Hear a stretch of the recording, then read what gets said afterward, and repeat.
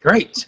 Hi, I'm Kimberly Nasief with Fenix Verify, and I'm here to introduce Dr. Naren Kini, the President and Chief Executive Officer of Miami Children's Hospital, who's also on our advisory board. And thank you for sharing time with us today, Dr. Kini. Thank you so much. I'm very happy to be here to talk about what's on everybody's minds, the present pandemic, and what we can do about it. But quick background, I'm a pediatric emergency physician by training. I've been in healthcare now in various roles for about 30 years. My most recent executive role was indeed with Miami Children's, now called Nicholas Children's Hospital. I did that for about 11 years and I left last June, and I have been consulting on various digital health as well as environmental type opportunities. Early this year, in January, I became involved with the state of Florida as we started to prepare for our pandemic. The whole idea was to be able to construct field hospitals to acknowledge that there was a burden coming on our present hospital and ICU systems. We also set up testing sites, and this is where I began to get very familiar with things such as workflows, protocols, the issues that we would have to address in handling the impact of COVID-19 on the population. Right. So it's been drinking from a fire hose, I would say, because this is a brand new virus. It emerged only late last year, and even today, we're still understanding its biology and how it spreads so easily from person to person. But more importantly, what is it that causes some people to be resistant, the others to fall ill, even if they have no predisposing conditions? Right. While that is happening, I think the order of the day is to really talk about what we can do with the tools that we have in our hands. Right. And that's really what I spent most of my time doing. So I would tell you that the most effective strategy today is active prevention. And I'm going to define what that means. So to spend a few seconds on what this virus is, it actually is a coronavirus belonging to the same family as the cold viruses. So it's not as if we don't know what this is. It actually is one of the families. It's just that it's unique in its ability to spread from person to person. And what it is that it spreads from droplets. So when you speak and when you breathe, if you have any exposure to virus and you harbor it, it will spread. There's a lot of data that tells you about social distancing and 6 feet. The first one I want to make it, that's just an approximate. If you yell or if you sneeze, that may go up to 13 feet, 14 feet. So let's understand that aerosols are the primary mode of spread of this virus. And it will sit on raised droplets and move from person to person. It infects you basically through your nose and the back of your nose. The nasopharyngeal region is where this virus gains access to your blood and other organs. So the question is, as we think about what to do, what can we start with? And everybody understands that a barrier, in this case a mask, has proven to be sufficiently protective in terms of not allowing that aerosol to spread from you or towards you. So I would recommend that habit continue for some time to come. And it is a very effective means of what we call barrier protection. But understanding also that the virus will spread, and as it spreads in aerosols, it is going to stick to surfaces. So we ask ourselves, number one, what's the biggest risk? It's the air around you. And indoor air is far more dangerous than outdoor air. So people always say, look, if you have nothing else, opening your windows itself can drop the concentration of virus by significant percentage points. But otherwise, you have to think of how you cleanse the air. Filters, HEPA filters on air conditioning systems, private filters, the ones that you use to clean your air in your bedroom. Anything you can do to cleanse the air is a positive. If you don't have filters, or if people can't afford filters, just having the fan on all day and occasionally opening the doors and windows is a great strategy. So I'm trying to emphasize that the air is your number one issue, and then protecting yourself from the air. The second issue is it does live on surfaces. We've had data. I can't really swear to you how many days, but we do know that it is live on surfaces. And whether it's wood or plastic or marble or steel, it's been shown to live on these surfaces. So there is a case to be made that you have to keep these surfaces, let's call them COVID-free. There's no such thing as sterile. And cleansing with water and soap, believe it or not, is as good as an alcohol-based cleaner or any other fancy cleaning agent. The issue is how long will that last before some new virus comes in. So today there are newer technologies that allow you to keep these surfaces cleansed for more than 7 days at a time. So what we call long-acting sanitization would be another principle. If you can't get there to start with, you've got to have frequent cleaning and make sure that these surfaces stay COVID-free. I would also then say that a surface is the human skin. And people worry too much about the skin. The only skin surface you need to worry about is really your hand, because the hand touches the face. And should you have enough virus concentration on your hands and you touch your face, you're likely to infect yourself. This is what has led to the recommendation of frequent hand cleansing using the so-called alcohol sanitizers. But I'm here to tell you again that if you wash your hands frequently with soap and water, it is just as good. 20 seconds? 20 seconds is a minimum, and scrape both sides of the hand, the palm as well as the other side, and between the fingers, also on the nails. So let's do that one more time. The palms, the top of your hands, between the fingers, and scrub your nails. This is what it takes 20 seconds to do. And that is birthday twice. At least. At least. Unless you're like children and they sing it very, very quickly.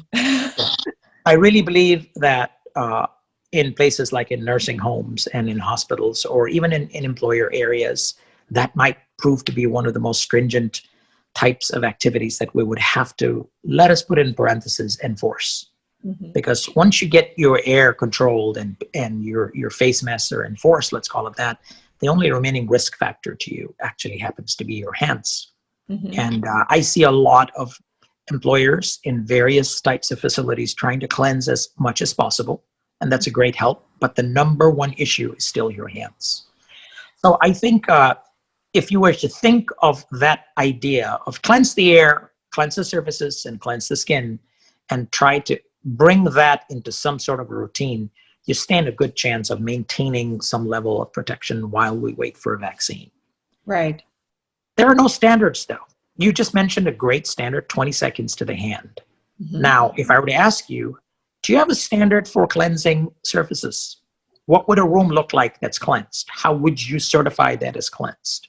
Right. What are the agents you're likely to use? What is the cleaning actual device that you're going to use? What is a clean air concentration look like? I can tell you that air that contains more than 600 parts per million, 600 ppm of carbon dioxide, is stale air. If you measure carbon dioxide in a room and exceeds 600, it's not circulating, which is places that environment at high risk for corona transmission. So as an example, you should try to keep a room less than 600 ppm of carbon dioxide. Just a very simple measure. And how does a business measure that? How does a restaurant or retail store? Yes, how do they're so cheap. These carbon dioxide detectors are so cheap. They almost look like those that that you buy for carbon monoxide, and they instantly give you a reading. It is literally cents on the dollar. So it's not an expensive measure at all. And you can have that installed and check your air once in a while. So it's interesting. The word that I've been hearing lately that I've started to use is sort of epidemic toolbox, which we've heard, come out of, articles from Harvard and epidemiologists. How do you prevent sort of this mass closure? We've never done it before. What does moving forward look like? How do we create this epidemic toolbox? And it sounds like then this carbon dioxide detector is certainly something that a business should invest in. I would. Okay. Yeah. So I'm trying to keep this very simple. At best, don't let the air be stale. Circulate it and get it out. If you move to the next grade, cleanse it. Cleansing can be as simple as HEPA filters on your HVAC systems. It can be sophisticated as putting LED lights in your duct systems or ultraviolet surfaces just before the air comes out, and the dampener. It can be high efficiency room filters. So you can go up and up in terms of the sophistication of air cleaning. But the basic message is cleanse the air and degrade the particle.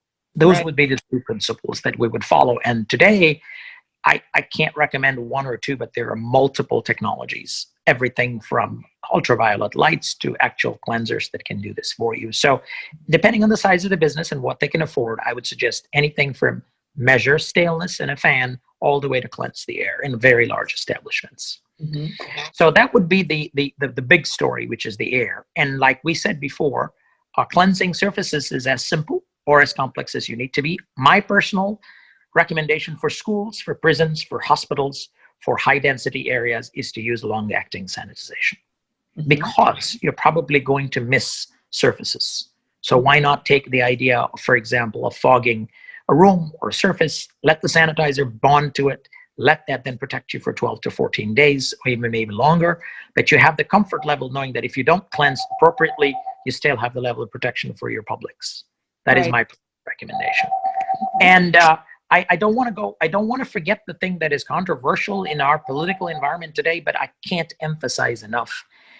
The biggest protection for all of us still is the simple mask. Now, there are varieties of masks that have evolved, everything from masks that contain ultraviolet lights to basic, simple 3-ply masks. My message is a 3-ply mask does suffice. It will still protect you from direct exposure to bolus of the virus. So we are reaching a stage now where I think as we reopen the economy, there is a need for an entity that will allow us evaluate a business or a location where people aggregate and determine whether they have taken the right steps in order to be able to provide a continuously safe environment, not a one-time. So that's the huge difference between, hey, I'm doing something right now versus I'm keeping it that way.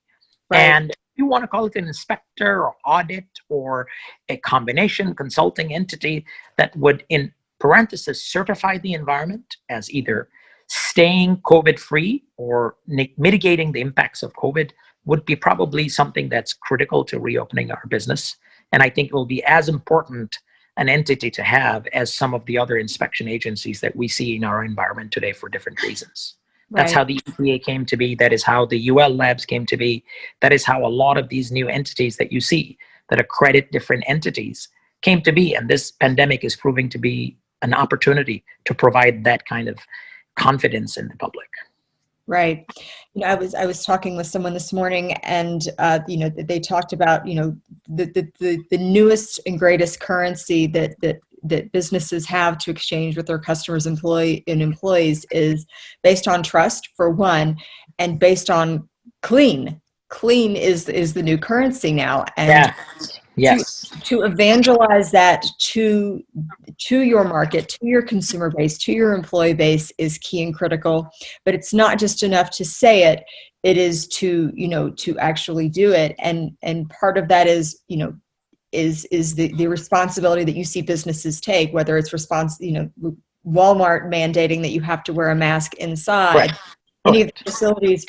And also the first party measurements that you can take that really provide the digital breadcrumbs of proof on an ongoing day by day, shift by shift basis that you are on premises and that you're doing everything that you can to mitigate the risk by going through these checklists of the different departments, different divisions, different areas that show valid proof that you're doing what you can do. And again, those third party audits come in to augment that proof as well. Yes. So there are two other things. I'm part of the YPO, the Young Presidents Organization. We have been actually debating right now one other issue. We just focused on the air, the surfaces, the skin, etc. But how about the person? They leave and they go home and they come back. So there will be a documented need to determine their either coronavirus status that will become part and parcel until the vaccine comes along. Right. So should this be periodic testing? Should this be certificates that show that they're negative? Is this going to be a rapid antigen test? The PCR test is probably not suitable for an accreditation purpose. It would have to be something that can be done fairly quickly and the results back in 6 hours. So one other auditable entity will talk about, can we audit the person? Right. And that documentation may be important for, let's call it, liability purposes. Right. So we'll have to think about that as well. And I'm very focused on the documentation, because when you ask people to prepare for, let's call it an audit, and they give you other evidence, what would be the templates that they would need, and how would they submit this template? So I think there is a lot of opportunity, not only to look at the actual auditable environment, but how to document it and make sure that that's inspected. So I think those are very critical elements for you. Right. And you know, things is from just my experience and what I've seen in new technologies and companies out there, you know, you protect the facility, you protect the person. and you protect the facility from the person. And so prior to entry, are you going through the CDC checklist and having those established thresholds of pass fail prior to entry to an event? Are you, in order to get your ticket on the app on your phone to go into an event or go into a concert or go into a sporting venue, you have to have the test within the past 72 hours, and only at that time are you able to visualize the ticket, to do something with that ticket. So when you come to the premises that you're going to prior to entry, you've done the CDC checklist, you've made sure that your test is negative, although that could change very quickly. You're doing as much as you can to, not be a transmitter, and the venues are doing as much as they can to alleviate risk to other people by ensuring each person assumes responsibility. Right. And I've walked us through a mental template of what we call people, technology, and process. There's one element left, which is culture. Now, we used to have a culture of coexistence in the environment pre-COVID. For example, you would meet next to a drinking fountain and have a basic chat, or everybody would aggregate in the coffee room and be able to share lunches. The question is, what does that look like in the new environment, and how do you audit for that? Assuming that everybody's safe, you're still going to have to enforce, at least for the next 18 months, that so-called social distancing aspect. So do you keep the coffee machines on? Will that bubbler or water fountain be turned off for a period of time? Is that no longer part of the environment? These are some of the other nuances. The habits that cause you to aggregate, are we going to disaggregate the habits? And if you go to hotels and places today, you notice that those are all turned off because they don't want you to aggregate for liability purposes. Will that continue? Is that something we're going to have to audit? So I have been noodling through, what does the environment look like that used to allow people to socialize, and is that part of a new audit? And I don't know the exact answer to that question.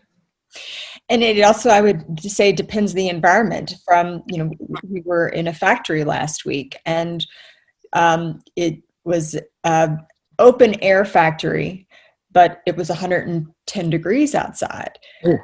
And the resources for water for the employees were water fountains and the vending machines. One is high touch and the other one is certainly high touch. So how do you provide just the necessary products for employees in an environment like that?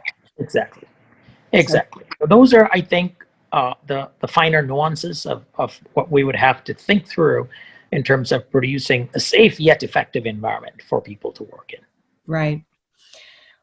Well, I appreciate your insights today. Thank you so much for sharing time with us. And as always, you are a wealth of knowledge, and I think that you've given us some additional thinking that we need to move forward with, as well as some tools to add to that epidemic toolbox moving forward. So have a great day, Dr. Kini. Absolutely. Thank you so much for the opportunity. We'll be talking soon. Thank you. Have a good day.